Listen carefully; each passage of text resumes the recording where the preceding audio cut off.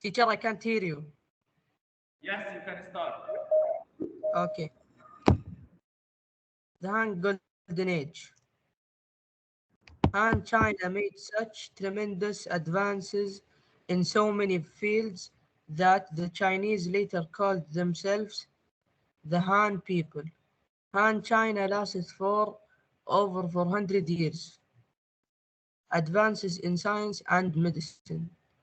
Han scientists wrote texts on chemistry, zoology, botany, and other subjects. Chinese scientists invented a simple seismograph to detect and measure earthquake. Buddhism spreads to China.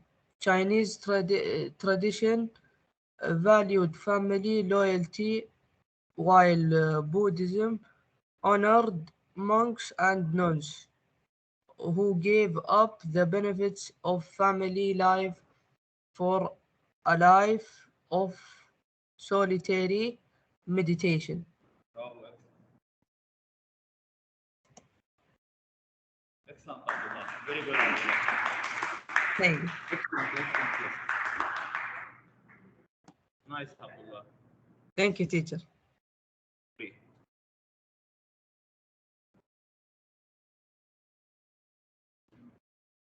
That's week 5, right?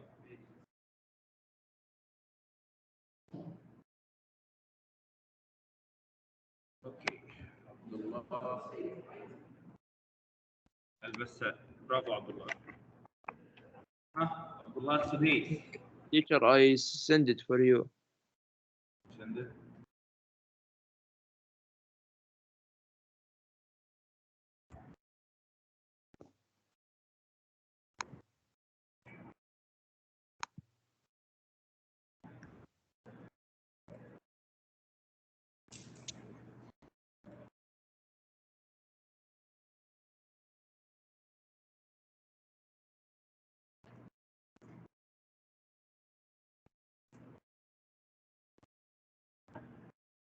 Angle the age. Nice. Okay, Abdullah, can we start? Okay, the Han Golden Age.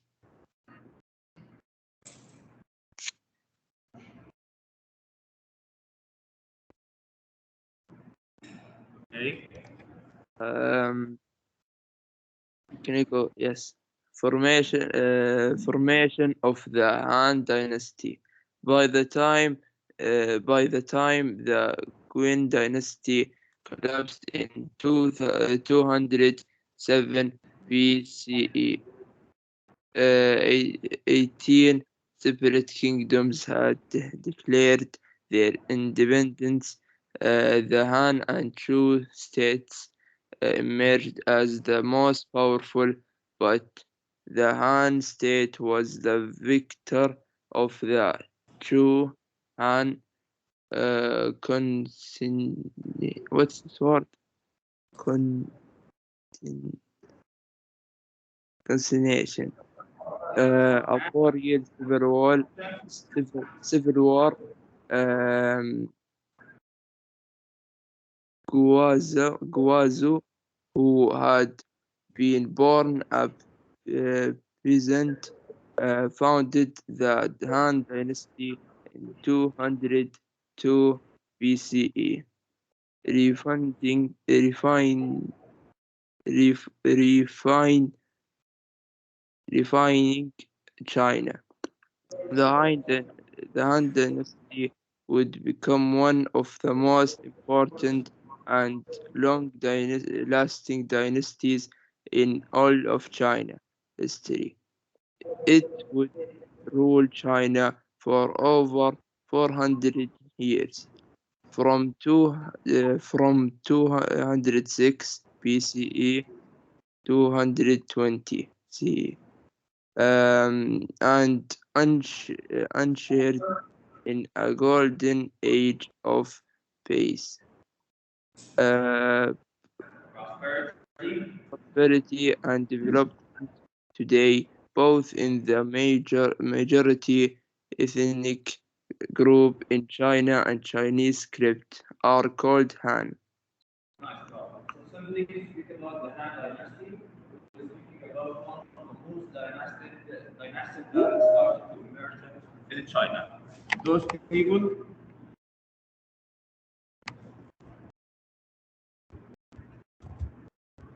Wait.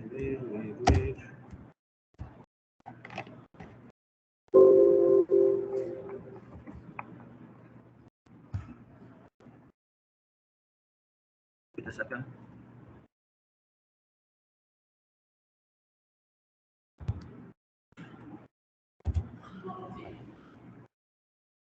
So simply the Han Dynasty, since it was one of the most important dynasties, was started by Yazoo, who had been born as a business. So he was a business, not a noble, not a farmer, but after he was business and found out that the dynasty that he lived in at the time he was born was an aging dynasty. What does it mean to have aging dynasty? To last before we got dying war, right? So we started to collect the presents around him in order to start something new for the country, including, of course, starting the dynasties. And when he came to rule, it started a very powerful dynasty. And the people in the country or in China, they loved the Han Dynasty a lot. So they did a lot of projects for the people. Consequently, what happened? Later generation, if they wanna show respect and that they are elegant and noble, they will call themselves Han. Regarding to the Han Dynasty. So the Han Dynasty is important. Yeah, very important and very good also. The Han Golden Age.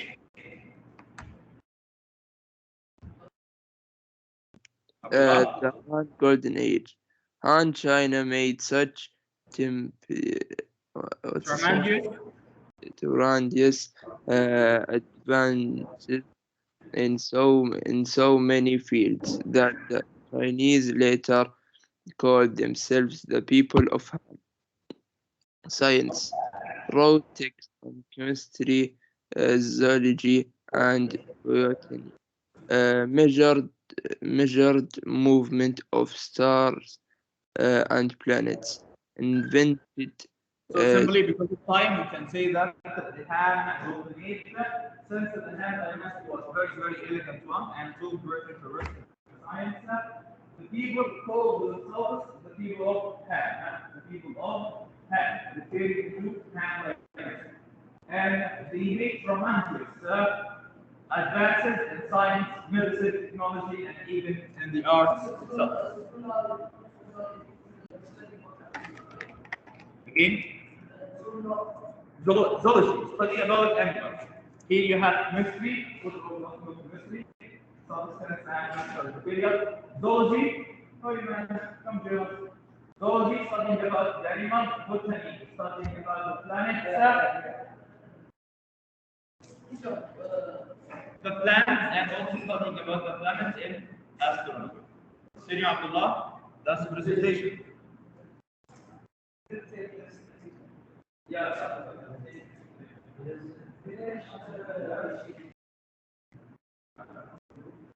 Next week. Yeah, next week. Senior Abdullah.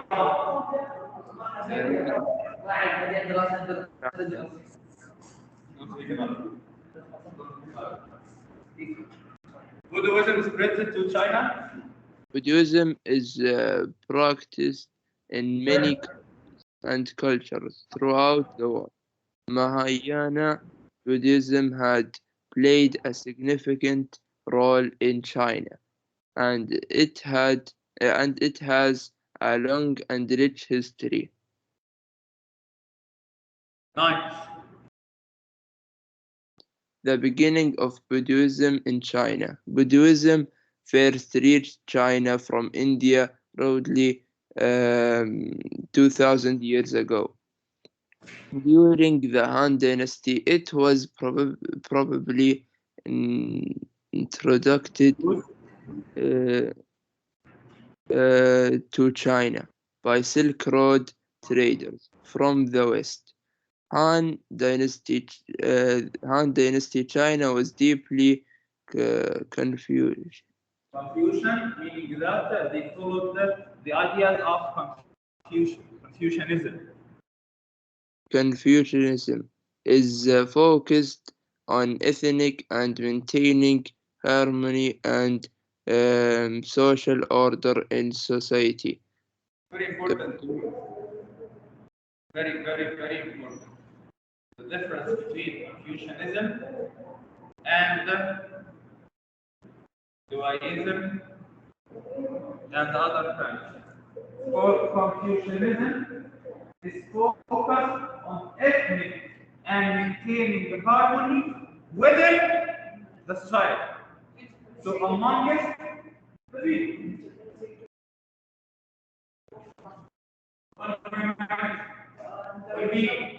How can you rule a society? How can you govern your state? That's Confucianism. But Dualists, priesthood, they focused on harmony with nature. In Confucianism, harmony in the society. But Dualism, harmony with nature. Continue, Abdullah. Buddhism, on the other hand, what's this word? Entering the monastic life and yet beyond reality. Beyond reality.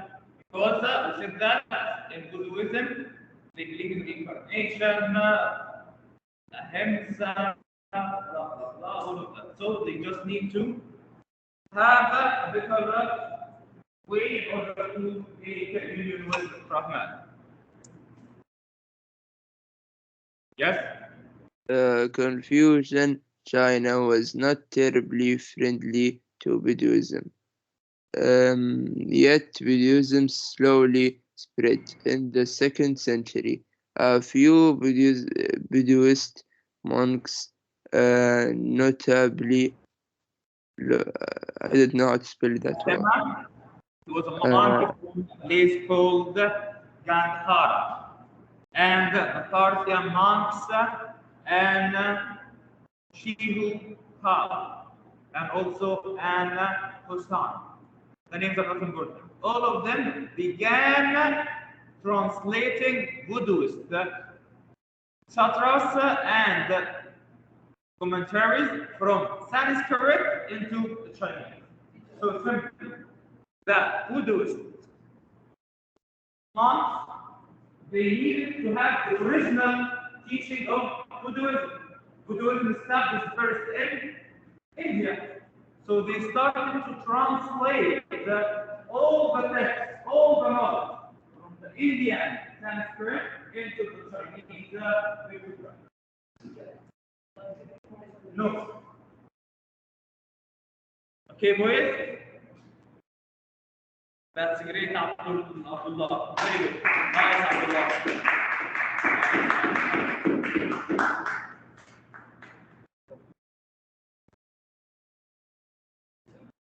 Abdul Majid. Hello, teacher. I'm here. Hi. Can you share your screen? Yes, I may, but I'm not able to. Wait. The presenter first. Make a presenter. Change. And you can share now.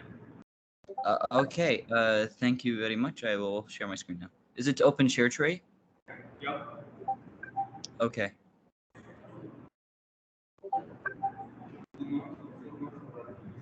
Do you see my screen well? I don't know if I'm sharing it.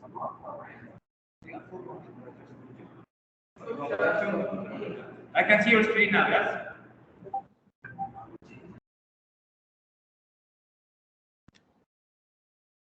Social presentation, the Han, I think it is the page 91 and 95 as I recall.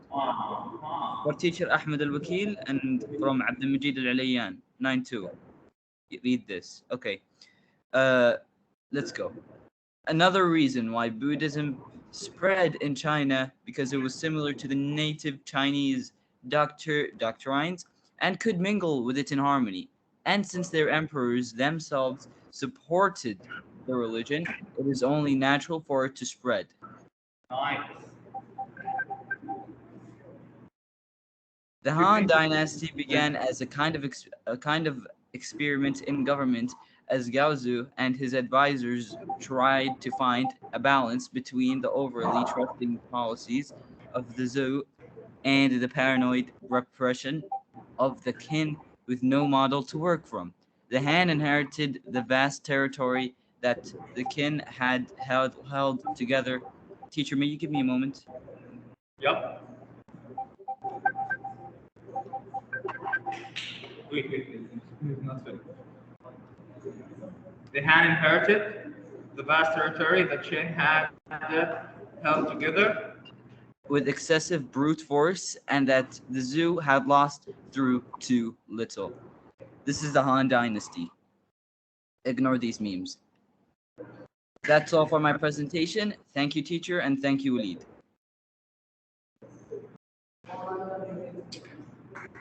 Thank you very much. Thank you very much. How do you take this? Nice one. Alaikum salam. How can I help you? Anyone wants to buy? No, thank you. Okay. Abdul Majid, let's give him the mark first. And after him, we have Abdul Rahman Al-Atibi. Do we have Abdul Rahman Al-Atibi? Abdul Rahman Al-Atibi, hello.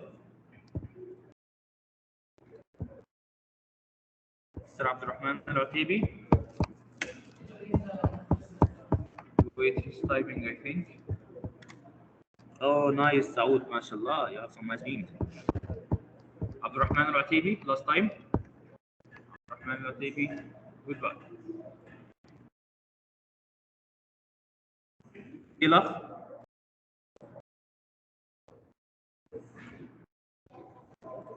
Mr. Ilaf. He's not here. Ilaf not here. Abdul Rahman Al-Hidan. What is your presentation? Tomorrow. Yes, when we left to tomorrow. Ahmed Al-Isa. Ahmed Al-Isa. MashaAllah. Malik. Malik Al-Malki. Malik, you sent Yes, teacher. Yes, teacher. I give it to you. I sent it to you. Can you screen or shall I just open it from my? What? You know how to send it? You're live. Do not switch. You here, go here to the mail from mail compose and just send it. I sent it to you. And Yeah, you send it to me. So will you share your screen or shall I open it from here? you open it from here, teacher. Okay, no problem.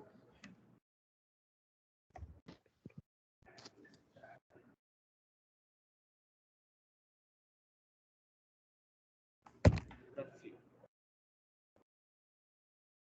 Hi. How are you?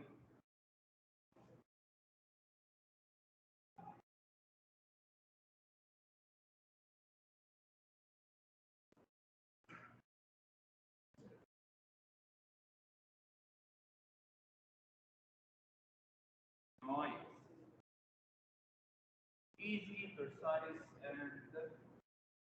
and Teacher, yes. may I leave to do something real quick? Yeah, no problem. Malik, Yes, teacher. start. Uh,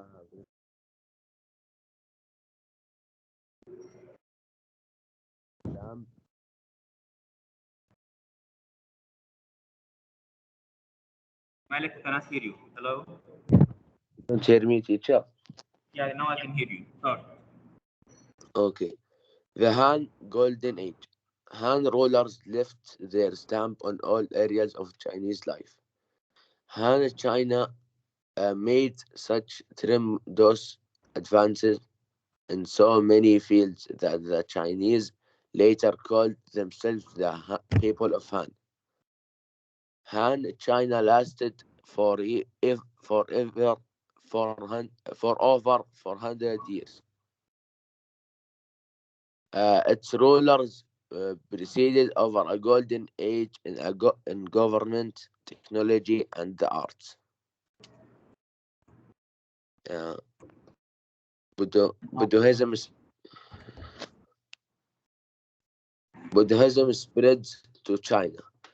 By AD 100, missionaries and merchants and spreads Mahayana Buddhism from India into China.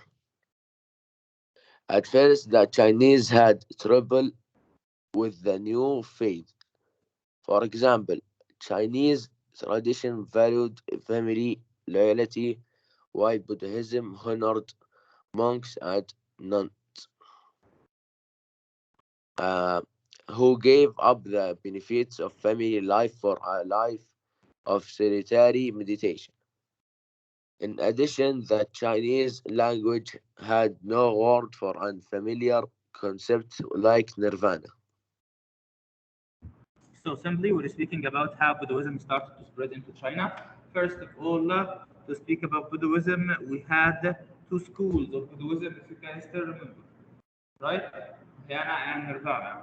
Mahayana Buddhism spread into China more than the other school and even the subsects of the schools. And the Chinese people at first they had trouble with the new faith, the new religion, but later they started to accept it. And of course, the tradition of both the Chinese and the Indian were a little bit different. Nice, very good, good, match. Nice match. Nice.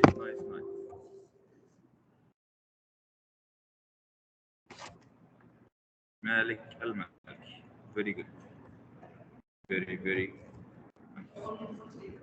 Only the first eight. Next week we'll have, yes, those for next week. After the vacation. MashaAllah. So after the vacation, we will have those students from number 9 until number 16. And of course, all of you will do about bingo. Yes, darling?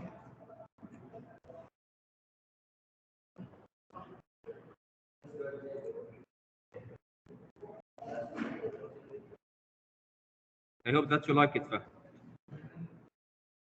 Oh, this you will do next week. Nice. All right. So please open your books, page 90, about building the Great Wall. Page 90.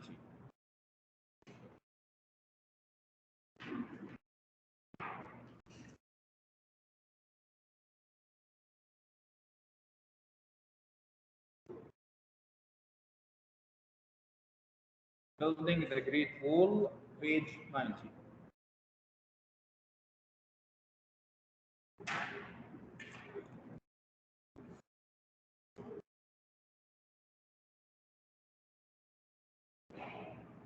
Faisal, can you read? فيصل هو تيتا. Yeah, you. مين الكريديسي؟ What? مين القرني يريد or كريديسي؟ Read. Building the Great Wall. Building the Great Wall. She had used most rankable and costly achievement was the Great Wall in the past. Individual. Individual field, but freedom state feudal had state. built had built walls to defend their land against the rival. Shi Hanju ordered the walls. Gandhi. Shi Hanji ordered the walls to be joined. Nice. We have finished that yesterday, right? No, No? It was 9-3? We didn't start this? Oh, okay, no problem. So please open it page 89. In page 89, we're going to speak about the strong rulers who started to unite China. Speak about the strong rulers who started to unite China. So, from his base in western China, the powerful ruler of the Qin Dynasty. Qin is called the Qin Dynasty. Okay? In English, we write it Qin, but the original name is Qin Dynasty. The Qin Dynasty rose to unify all China. So the first dynasty that came in order to unite all of the Chinese civilization was the Qin Dynasty, which was an ancient civilization. Even a poet described the Qin Dynasty and the ruler of the Qin Dynasty, Qin Dynasty, this man, they started to describe him by saying that cracking his long whip, he drove the universe before him, swallowing up the eastern and western Tao and overwhelming the feudal lords. Of course, this is a verse from a poem written by a Chinese poet. In it, he describes how Qin Dynasty was very cruel, very harsh, that he started to crack the long whip in front of him, to kill everyone before him until all of them bow to him. So, Qin Dynasty, we can say, he was a harsh ruler. He was what? Harsh ruler. Why harsh ruler? Because right now, just imagine, you're trying to collect the majority of the people under your control. And all of them, of course, have different loyalty. You are a clan, you are a clan, each one of you is in a different clan. And each one of you, of course, has his loyalty to his clan, right? So I come to try to rule all of you and your clans. So you will not accept that easily. So Qin Dynasty was very cruel, very harsh, in order to get all of those diverse people under his control. So he started to rule, as we say in English, by iron and fire. Started to rule by iron and fire, meaning that his rule was very harsh one. Imagine if you steal something, if you didn't have money to feed your family, and you went stealing in order to feed your family. So he will catch you and kill you and your family for stealing. So his rule was very harsh, so that all the people become afraid of him.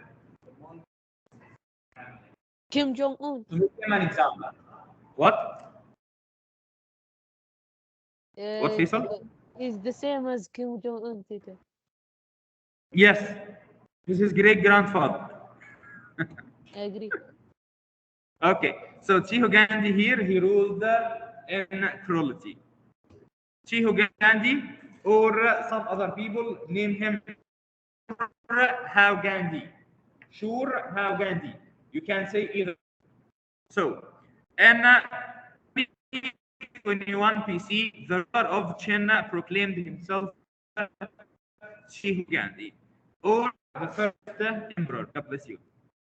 Although his methods were brutal, yet because it was very harsh and very cruel, and the people started to fear him, he managed to set up patterns in the government and other areas that shaped the future of the Chinese civilization. So although his rule was bad, harsh, yet he managed to do what? He managed to rule the Chinese civilization and put the base, the ground base for building the civilization. The emperor centralizes power. Of course, Qin Dynasty was determined to end the division that had splintered Zhao China. He spent nearly 20 years conquering most of the warring states. How?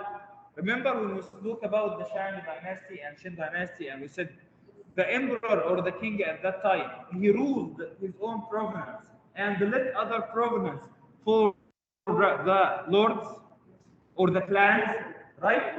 Qin Gandhi didn't do this. No. Right now I'm the emperor of China and I'm gonna rule all of China alone. No one to rule but me. Okay? So he started to go to those clans and have war with them so that he can conquer them.